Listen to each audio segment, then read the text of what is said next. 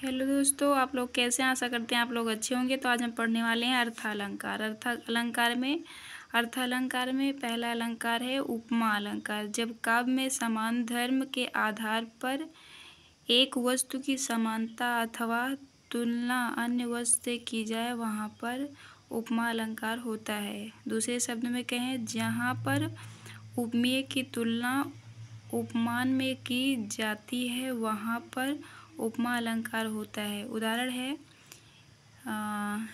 पीपर पात सरिस मंडोला। उक्त काव्य पंक्ति में मन उपमेय है, पीपर पात उपमान है, साधारण डोला साधारण धर्म और वाचक शब्द सरिस है। उपमा अलंकार के निम्नलिखित 4 अंग होते हैं: उपमेय, उपमान, साधारण धर्म, वाचक शब्द। दूसरे रंग का अलंकार है रूपक अलंकार। जहाँ पर उपमेय और उपमान की अत्यधिक समानता को प्रकट करने के लिए उपमेय में उपमान का आरोप होता है वहाँ पर रूपक अलंकार होता है। उदाहरण है चरण कमल बंधो हरिराई। स्पष्टीकरण: उक्त काव्य पंक्ति में उपमेय चरण पर उपमान कमल का आरोप कर दिया गया है। दोनों में अभिन्नता है पर दोनों साथ साथ हैं। इस अभेदता के कारण यहाँ पर रूपक अलंकार है। रूपक अलंकार 3 अंग होते हैं: सांग रूपक, निरंग रूपक और परम्परित रूपक। तीसरा है उत्प्रेक्षा अलंकार। किसी वस्तु के संभावित रूप की अपेक्षा करना, अर्थात उपमेय प्रस्तुत उपमान अप्रस्तुत की संभावना को उत्प्रेक्षा अलंकार कहते हैं। उत्प्रेक्षा अलंकार में मानो, जानो, जनु, मनु, जो इत्यादि शब्द का प्रयोग होता है। उदाहरण है सोहत ओढ़े पीतपट, श्याम सलोने गात, मनहु नीलमणि, शैल पर आतप प्रयोग प्रभात। स्पष्टीकरण है प्रस्तुत काव्यांश में श्री कृष्ण के श्यामल शरीर पर नीलमणि पर्वत की तथा पीतपट पर प्रातःकालीन धूप की संभावना व्यक्त की गई है, अतः यहाँ पर उत्प्रेक्षा अलंकार है। उत्प्रेक्षा अलंकार के 3 भेद हैं: वस्तु उत्प्रेक्षा, हेतु उत्प्रेक्षा, फलोत्प्रेक्षा। चौथा है भ्रांतिमान अलंकार। जब उपमेय को भ्रम के कारण उपमान समझ लिया जाता है तब वहाँ पर भ्रांतिमान अलंकार होता है।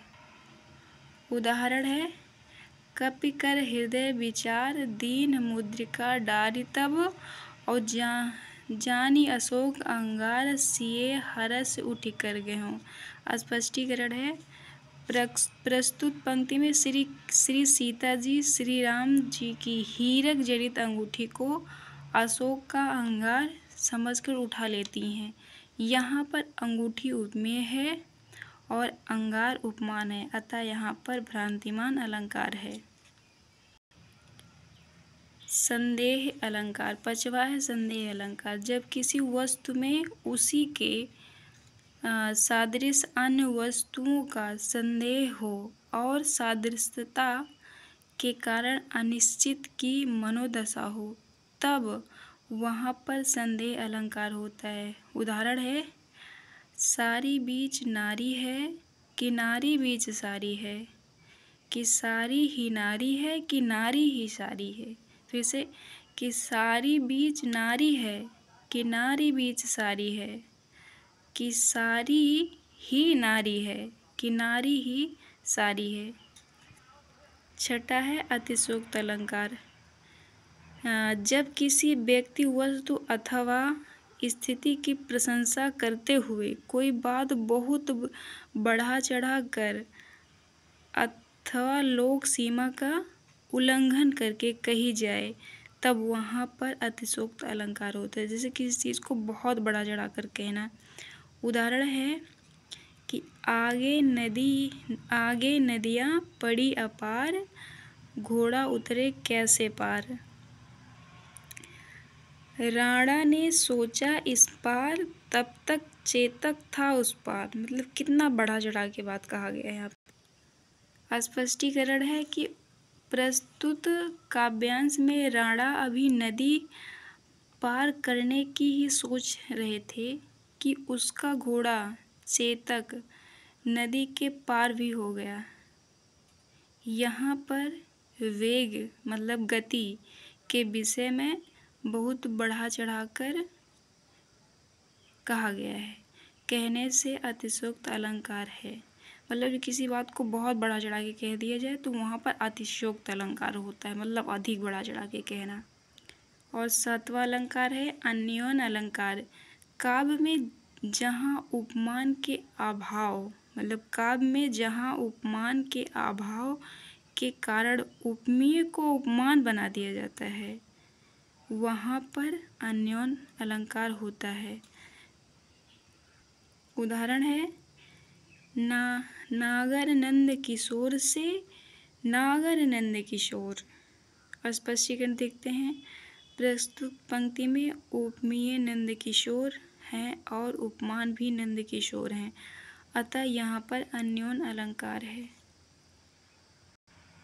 आठवां अलंकार है प्रतीप अलंकार। जहाँ पर उपमेय को उपमान और उपमान को उपमेय बना दिया जाता है, वहाँ पर प्रतीप अलंकार होता है।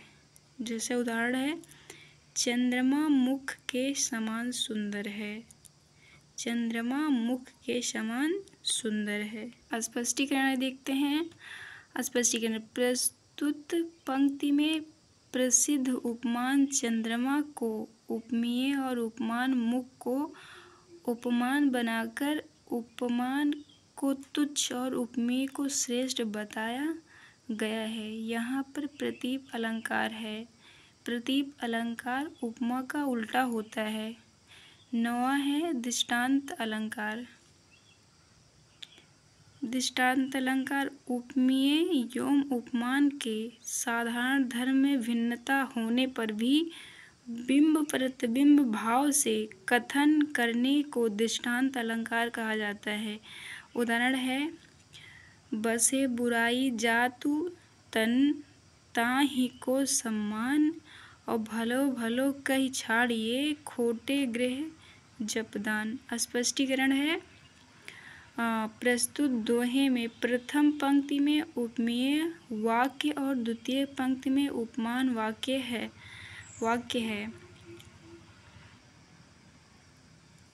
सम्मान करना और जपदान करना दोनों ही बातें समान हैं। सम्मान करना और जपदान करना दोनों ही बातें समान हैं, अतः यहाँ पर दृष्टांत अलंकार है। वीडियो अच्छी लगी हो तो लाइक, चैनल को सब्सक्राइब और शेयर ज़रूर करें। मिलते हैं अगले वीडियो में, तब तक के लिए राधे राधे।